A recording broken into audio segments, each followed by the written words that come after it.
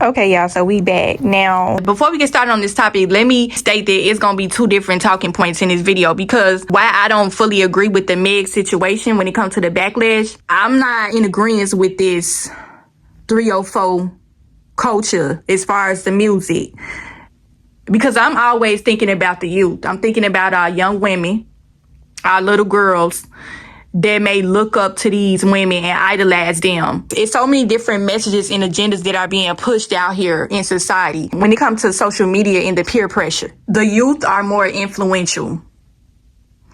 That's where the problem lies. The music that is being pushed out here, it's not the best representation of women, because it's basically promoting 304 behavior. But on the flip side, we're going to take a different approach to this conversation as well. I'm not going to be 100% in full agreement with 304 culture.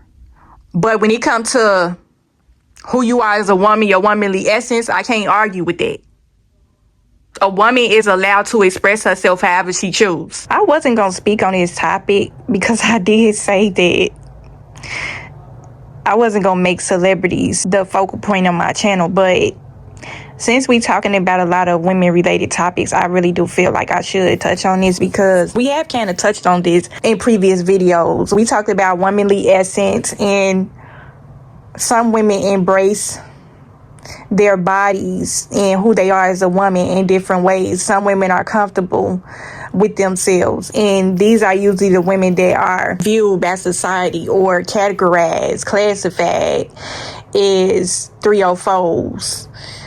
You can't be a sexy woman in peace in society. You are always going to be looked at differently, treated differently. It's so many different ways we can have this discussion, and that's the angle we taking today. This whole situation with Meg, you can't break up in peace when you are classified as a 304. Now, before we get further into this video, I am going to kind of piggyback off a video what we talked about in the past with music and spirituality, how that has a major effect. Certain things that you put out in the world, that's what's going to return to you. And so I'm just going to let y'all read in between the lines with that. Music is powerful. It's the energy and spiritual exchange. When you put out certain types of music, that's how society is going to perceive you. Now, I ain't say everybody was going to perceive you this way, but the majority of people will perceive you this way. Majority of people are going to assume that you a hit and quit, that pass around, or the type of woman that can't keep a relationship.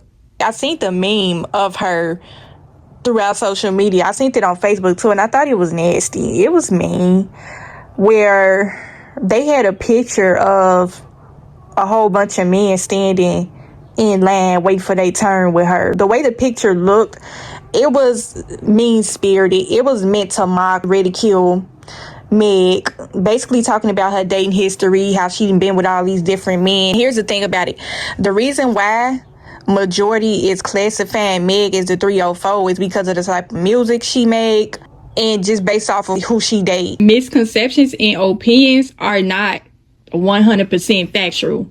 Hey, that's really what inspired this topic. And here's the thing about it. We already been knowing since the beginning of the time that female rappers have always been categorized as 304 just based off of what they rap about. And we just gonna use Lil' Kim as an example. Remember that video, How Many Licks, with her and Cisco, where she talked about her oral sex skills, alluding to how she could make a Sprite can disappear in her mouth. Now, we listened to that as kids. We didn't know what she was really talking about. She filtered that. That's a difference between the rap culture back then versus today. I don't 100% agree with the 304 culture with the music, but these days, they don't filter that. It's just all out in the open. But yeah, female rappers have always been classified as 304's. They talk about sex, they talk about their looks, they talk about their money, their lifestyle.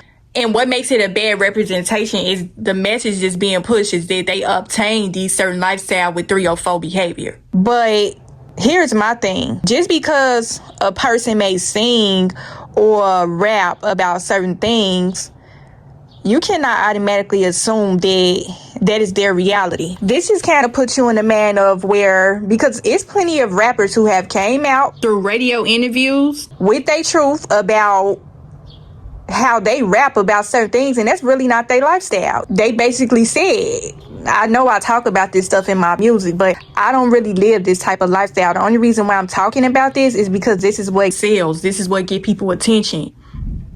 And y'all already know that sex sells. And let me just say this. There are certain artists, rappers, musicians that they do put their true experiences, their life in their songs. So let's just put that on the table. But even when you listen to some of these rap songs, or you know how these rap artists tend to get in beefs with each other and they do a diss record, they always point out that you ain't about that life. Everything that you rap about is fake and this and that. So when it comes to the whole situation with Meg, she do make a lot of catchy music and club bangers. You cannot automatically assume that she is that type of woman. Okay, I've actually watched a couple of interviews with Meg in the past when she first came out on the scene, where she didn't give off the aura of being a 304. Meg is a highly desirable woman to a lot of men. She is sexy. So she automatically gonna be categorized as being a 304. They said the same thing about Lil Kim. They say this about Nicki Minaj. All the female rappers get that 304 label. But that whole meme that I seen with her, that picture where the men was in line waiting for their turn with her, that was just so mean. That's why I didn't want to really talk about this topic, because it seemed like the only people that are voicing off about this situation with Meg is these men that we've been talking about in the previous videos, so where these would be the type of men that Meg might have rejected or would reject. And a lot of people are just getting online with their projections. This is the whole truth and reality behind the whole 304 misconception. Some men will look at you just based off of how you carry yourself. You may be that turn up type of girl. You like twerking on top of cars. You may be a woman that really embrace your womanly essence. You like dressing sexy. That's your form of expression. And some men will read that energy differently and think that you get around. Okay? They'll try to say you got bodies and all this ignorant stuff, and they don't even really know you personally. They don't know your life. That was the whole thing to where Meg was in hot water, because I was looking at it, I'm like, I ain't know she dated all these people. I never really knew about Meg dating history. The only person I know of her dating was Tory Lanez. Now all these other people, I feel like people just want to ridicule this girl and call her a 304 when they don't really know her personally. They don't know her life. She was dating Klay Thompson and she broke up with him because he cheated. And they basically trying to justify him cheating on her, talking about some, oh, well, he just wanted his turn. When it comes to the whole 304 complex, it's always going to be so many misconceptions about you just based off of how you carry yourself. Now, just based off of what I have seen about Meg, she a hood princess. But at the same token time, Meg don't really give off them type of vibes. She said she used to like anime. She was kind of like a nerd. She went to school, college. They fail to mention those things. Just like we talked about in the last video, attractive women are often objectified and sexualized. And I feel like this is a prime example with this Meg situation. Who knew that breaking up with a dude was going to create this sort of scrutiny and backlash? But that's just the internet. The whole thing about it is Meg just don't strike me as the type as being a 304. Yeah, she make 304 kind of music, but she literally is one of them type of women that she'll put on a sexy outfit, go out with her friends, have a hot girl summer or something along that nature, and she'll be curving dudes left and right. I'm getting back to my point, because for the girlies that get it, they get it. When a man perceive you to be a certain way just based off of your outwardly appearance, like how you may carry yourself as a woman, you may dress a little risque, scantily clad, and they read that wrong. And these will be a lot of situations to where they will try to get with you for the sole purpose of wanting to sleep with you. And a lot of times these be situations to where they get a rude awakening.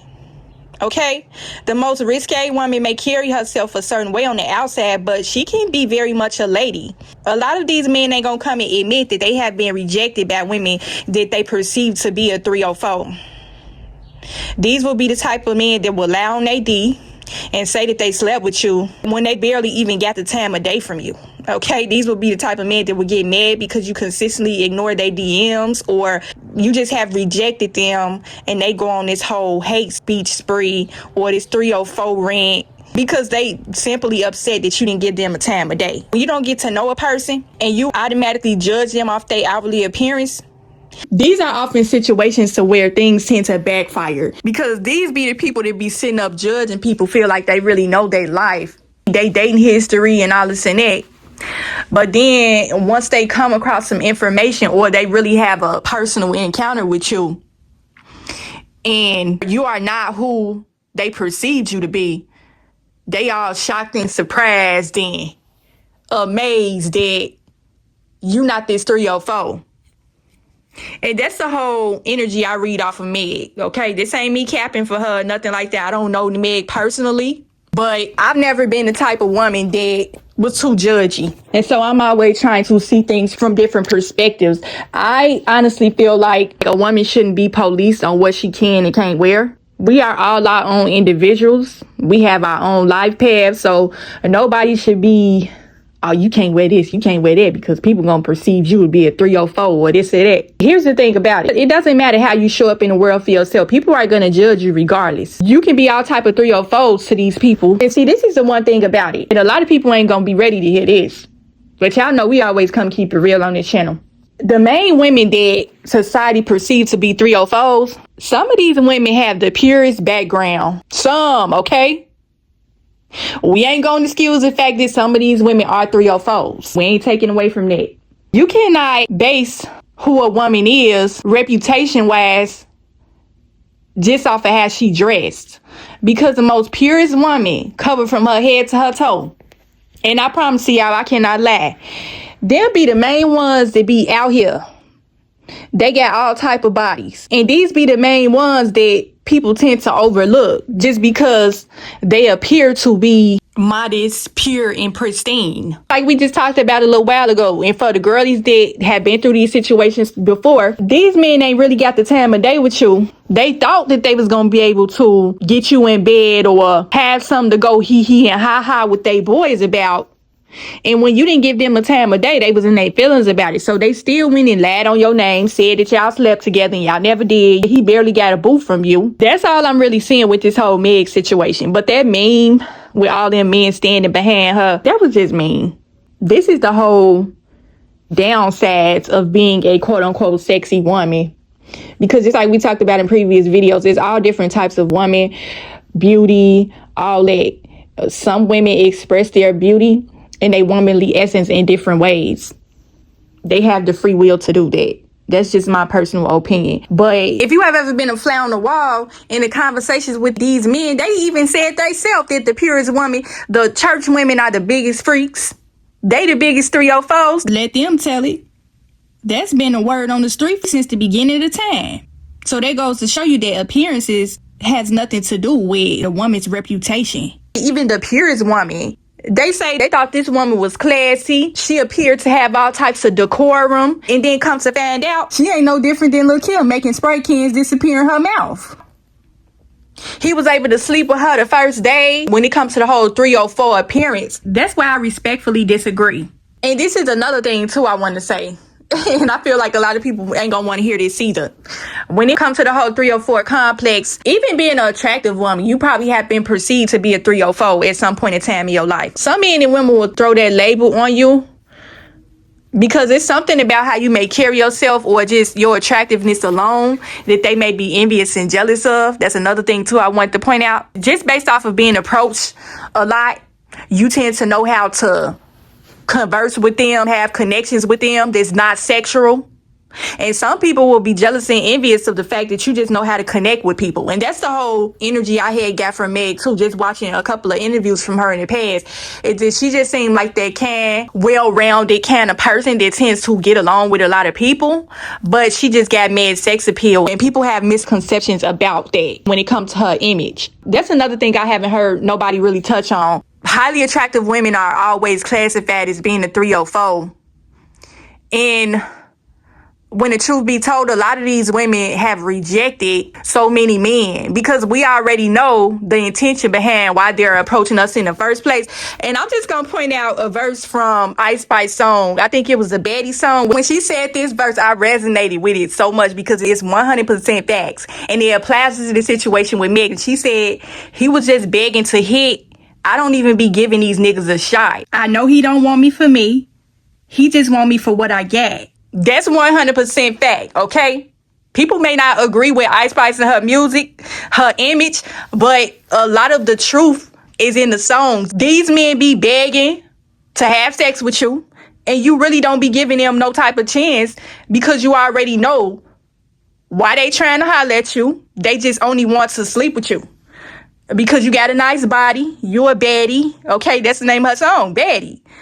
That's the type of stuff attractive women go through when it comes to being perceived as a 304. That's just how we gonna end it. Ain't gonna keep it running for too much longer, but for the women that get it, they get it. Y'all know how y'all ever had a man perceive you a certain way and you gave him a rude awakening. He ain't even get a chance with you, but he out here laying on his D saying that he did what and what with you. And so yeah, that's just how we gonna end it, and I will talk to y'all in the next video.